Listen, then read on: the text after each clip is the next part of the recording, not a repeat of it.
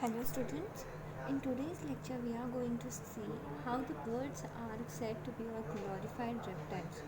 Okay, our topic is birds are said to be a glorified reptiles. In a century ago, T.H. Huxley, okay, called the birds as a glorified reptiles. Okay. Why he had might have said this? Because the birds have evolved from some reptilian ancestors, okay, and then they are better evolved in their organization as compared to reptiles. Okay, and the evidence from the comparative evidence we get is by doing a comparative anatomy, embryology, and the paleontology with the fossil of Archaeopteryx. Okay, has a transitional form suggests that the bird is highly specialized descendant of the reptiles. Okay, so has these birds have a reptilian ancestors. Okay, this the evolution of the birds took place from the reptilian stock are not properly understood at present, but there may be a mode and a direction of origin of birds from the ancestral reptiles. The modern birds shows a marked superiority over their reptilian ancestors. Okay, and in these topics we will see the how the glorification, the superiority of these birds over reptiles. Okay,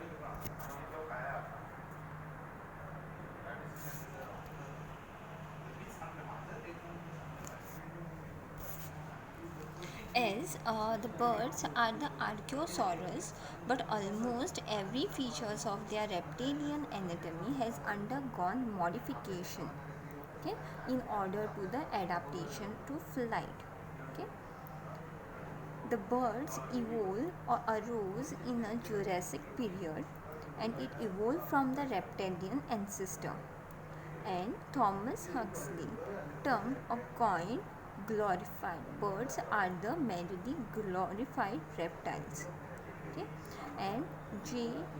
Z. Young described the bird as the masters of air. Okay. There are homologous similarities, that is, the scales of the reptiles have modified into birds, will be present in the bird's feet. Okay, and the feathers are the and the scales have the same origin. Okay, then they will be having a yolked polar eggs. Okay, then nucleated red blood cells, whereas in mammals the red blood cells lack nuclei. Okay, the single middle ear bone, the stapes, whereas in mammals they have a three, whereas in reptiles and birds they are single middle ear bone. Then the lower jaw, that is mandibles, have a 5 or 6 bones on each side. So these are some of the homologies that are shared between the birds and the reptiles. The connecting link of the reptiles and birds is said to be Archaeopteryx. The fossils which are found in the Bavaria in 1861 dated 135 to 155 million years ago, and they clearly showed a wing bones, flight feathers, pairs of feathers attached to each vertebra of the tail. Okay, and they are immensely important for the theory of evolution. They are found only 2 years after the Darwin published The Origin of Species, 1859. This Archaeopteryx was a crow-sized bipedal reptile with the blunt okay, and the snout with a snout and many small reptilian teeth, feathers on the wings and the tail, and they are capable of gliding, not sustained like flight, but they are just gliding. Okay, they were strong running terrestrial birds that could leap into tree, jump among the branches, and make a short flight. Okay, and they were having a strong curved claws, like which will be help in perching birds. Okay, like that are found in the perching birds. They could launch from the ground because it is lacked the principal muscles, that the main muscles which are help in the upstroke and the downstroke of the flight are absent in this Archaeopteryx. Okay, and wings are rapidly in a recovery stroke. Okay, these are the some um, link which say is that there are some reptilian ancestors from which the birds have evolved. Okay, birds as a dinosaur. Evolution of lights. There are two competing theories. There are two competing theories that says evolution of flight. The arboreal theory started from the tree down, and the cursorial theory that is started from the ground up. The first, the arboreal theory, was originally proposed in 1880 by O.C. Marsh, and he suggested that the ancestor of Archaeopteryx lived in the trees and they used to glide into flapping flight. Okay, and it is said that the evolution of the flight may have started with the this perching and gliding from the elevated perches. Okay, and the extension of the bones of the forelimb enhanced by elongated feathers that enables the ancestor of Archaeopteryx to perch and glide between the trees. Okay, and this was a favored theory for many years, but later the cursorial theory has been proposed by Simeon in 1879, and he states that flight evolved in a running bipeds through a series of short jumps. Okay, that is, he suggested that the ancestor used their long powerful legs to run fast with their arms. Okay, and their arms stretched and were at the same point lifted up by the air currents, and they carried into the flapping flight. And as the length of the jumps extended, the wings were used not only for the thrust, but it also helped in the stability and eventually eliminate the gliding intermediate. Thus, the flight have logically extension of the first small jump by the little. Okay, uh, so this way the from the gliding they have moved to, from the jumping they have moved to the flapping of flight. Okay,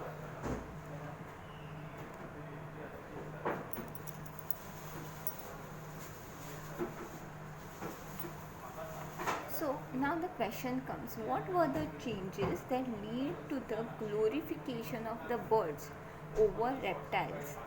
Okay, to prove that there are this amazing the bird shows amazing physiology, that is the higher metabolism and the temperature regulation is seen in the birds, that is the red fibers of the avian flight muscle have an extraordinary capacity to sustain work. And this will provide can also produce heat by shivering. By shivering means rapid contraction. In shivering, what happens, there is a rapid contraction of the muscles take place, which will which will provide heat.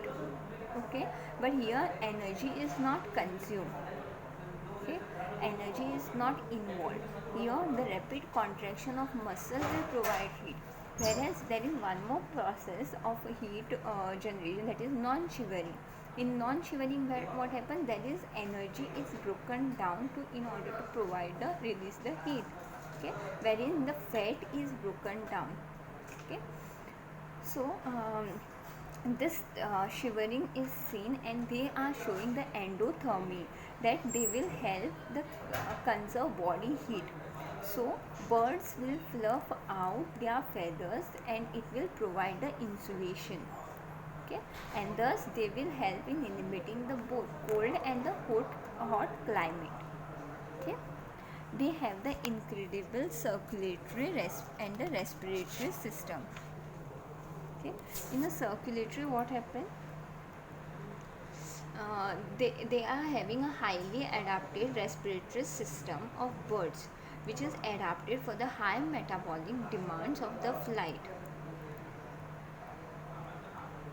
So there will be air flows from one way journey, and they do not have diaphragm. So birds will fly at a high altitude. They will be the finest branches of the bronchi, which are developed as a tube like parabronchi, through which air can flow continuously. And there will be also a sac like alveoli, as in mammals, are present instead of ending and this will not end in a sac like alveoli, okay, which is found in the mammals.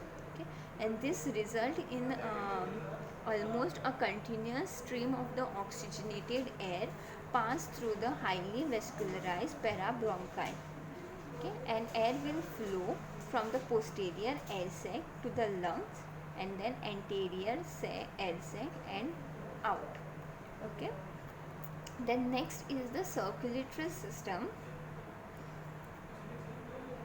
The circulatory system is also well developed with the complete separation of the oxygenated and the deoxygenated blood. Okay, thus there are 4-chambered heart with double circulation, in which there is no mixing of the pure and the impure blood takes place. So only a single systemic arch, that is right side, persists in the birds, where both systemic arches are present in the reptiles. Okay, then next is about bird's brain. The brain of the bird is proportionally bigger, with better development of the cerebrum and cerebellum, and the senses of the sight and the hearing are better developed. Then the eyes are more efficient with the better power of accommodation, and the ears will possess a cochleae with a spelling is COCHLEA, with an organ of corti, CORTI, and therefore there are better development as compared to the reptiles. Okay, even they will be having a larger and well developed brain, that is 6 to 11 times larger than that of the reptilian size. Then this brain will be having a neural system, the well developed neural system, that is they will be having a acute sense and mediate feats of the communication and navigation. Okay, and they have a greater sound producing capability of all vertebrates birds will be having, that is they have developed the voice with all varied features of calls and songs, in a contrast to the silent reptiles. Okay, and also the birds can see into a near ultraviolet and can hear infra sounds. Okay, and this sounds below the range of human hearing, so they can hear and see. Okay, the nervous system.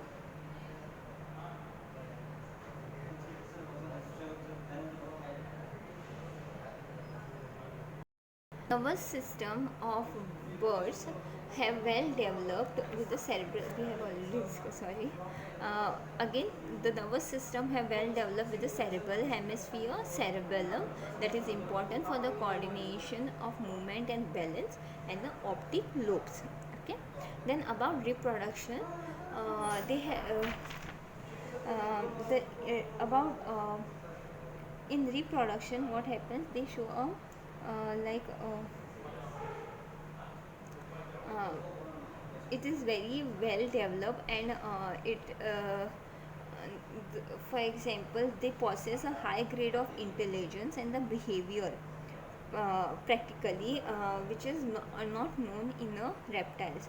That is, first is the they will be showing a dancing, singing and colorful display. That is the behavioral during the mating time. Okay. In order to attract or during mating time, they will be doing a mating dance, singing, vocal presentation, then colorful display of the feathers, then a nest building.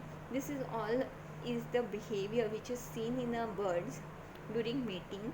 And they, secondly, parental care and extreme emotions in the preparation of nest will be observed, while as compared to the reptiles, uh, reptiles leave their eggs to hatch in ordinary or environmental condition, but here birds will incubate their eggs.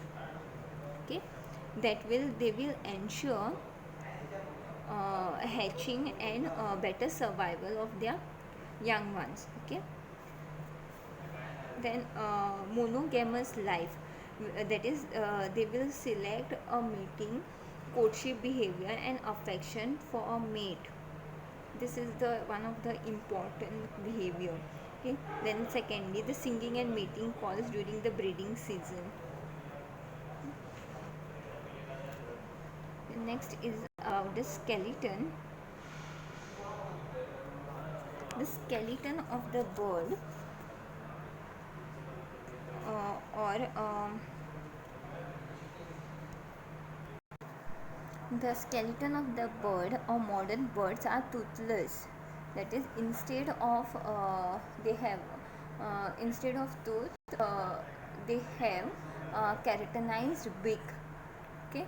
Then the kinetic skull, that they will be having a wide gap and upper jaw is attached loosely, increasing the gap.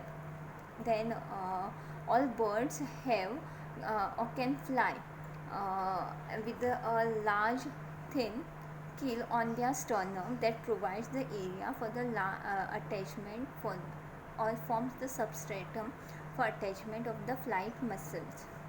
Okay. Then the sternum will also support the large breast muscle.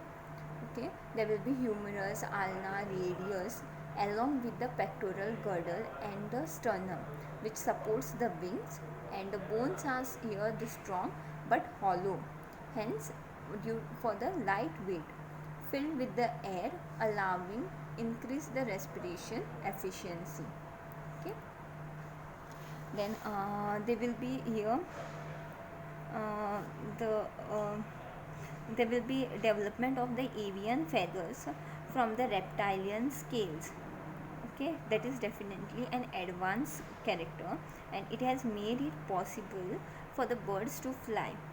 Okay, and these feathers will also insulate, provide covering, preserves body heat and makes the bird warm blooded. Okay. And there will be the elongation of feathers of on forewings, which have modified them into the wings that will help in the flight, and thus the variety and coloration of the various types of feather shows an advance over a simple uniform type of scales which are covered by on reptilian body. Okay. Then next is the efficient digestive system and excretory system. In a digestive system has a crop which store food in birds. Okay. Whereas the renal portal system is very well developed in the reptiles. while this renal portal system is vestigial in bird, and in mammals it is totally absent. Okay. The next is the about the excretion, that is the avian excretory system is also efficient and the lightweighted, that is the kidney in birds is metanephric, but there will be show two specialization that is not found in the reptiles, that is first is the uriniferous tubules, which are relatively longer, and second is the U-shaped piece called as a loop of Henle is present. Okay. Which is usually inserted in the middle, and this condition is similar to that of the mammal. Okay. Senses here, birds have usually we have already discussed this like senses.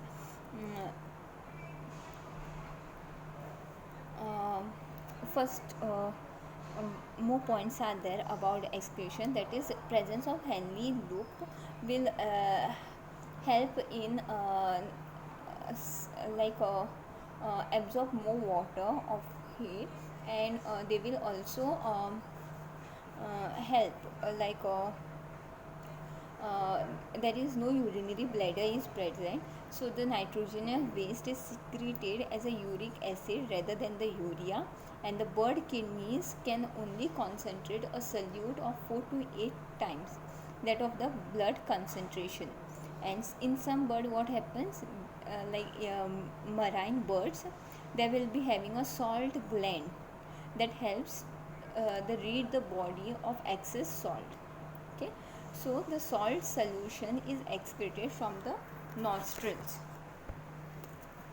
in a marine birds. Salt solution from the nostril it is excluded. Okay. Then sense, birds are usually have a poor sense of smell and taste, but they have a very keenest eyesight in the animal kingdom as compared to other members of animal kingdom. And for example, the hawk can clearly see a crouching rabbits a mile away. Okay. Then about flight. To fly, birds have generated a lift forces greater than their own mass, and they must have provided propulsion to move forward, and bird wings are designed to provide the lift. Okay. So there are different type of wings which will be help for example, elliptical wings are good for birds which are found in a forest, whereas the high speed wings are used by the birds that are fed during the flight, for example predators, bird, hawk and all.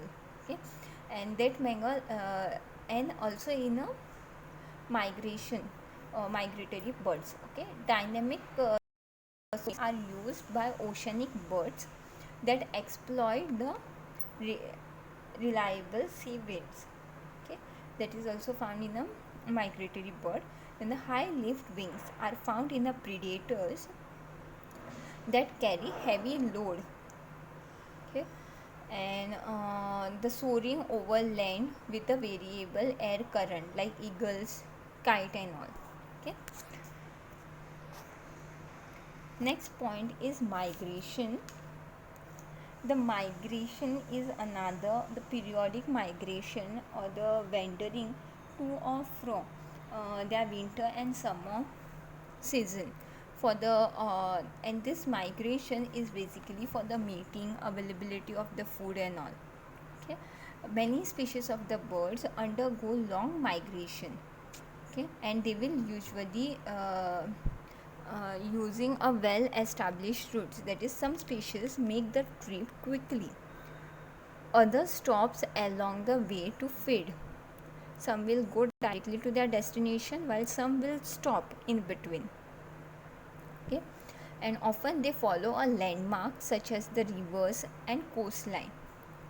and birds navigate using a number of cues like visual cues like landmarks, okay, then accurate sense of time. uh, some will also navigate by using a magnetic effect, earth magnetic effect, okay, and the celestial cues like sun by day, stars at night. This all will help the birds in migration, okay.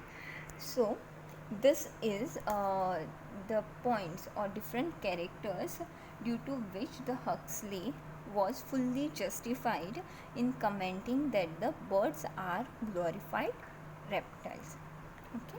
If you have any question regarding this topic, then please let me know. Thank you.